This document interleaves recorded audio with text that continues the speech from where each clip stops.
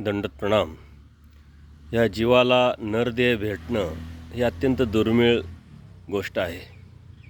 कारण अनंत जन्मानंतर अनंत भोगल्यानंतर आणि अनंत कर्मबळ संपल्यानंतर हा मानवजन्म भेटत असतो. हा मानवजन्म भेटल्यानंतरही सर्वात कठीण असतं परमेश्वर भक्ती मिळणं. आणि ती मिळणं जरी सोपी असली, पूर्वकर्माची जोड जरी असली, परमेश्वराचं दया माया कृपा करून जरी असलं, तर ती मिळवल्यानंतर ती वाढवणं, ती टिकवणं आणि शेवटास नेणं हे तितकंच कठीण असतं. कारण कोणतीही गोष्ट मिळवण्यापेक्षा टिकवणं खूप कठीण असतं. आपल्याला देव समजणं, त्या देव समजल्यानंतर देव कळणं ही अवघडातली अवघड गोष्ट आहे. कळाल्यानंतर त्यावरती चालणं त्यापेक्षा अवघड आहे.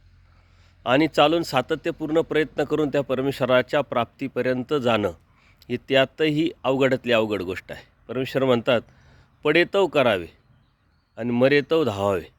म्हणजे शेवटपर्यंत आपला हा परमेश्वर प्राप्तीचा ध्यास असला पाहिजे.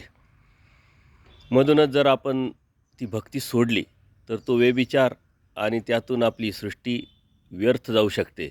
म्हणून मिळवण्यापेक्षा कठीण अवघड असतं. आणि जर मिळालं असेल तर ते अवघडातलं अवघड कठीणाचं जर आपण आव्हान स्वीकारलं तरच परमेश्वर प्राप्त होऊ शकतो. दंडवत प्रणाम. दंडवत प्रणाम.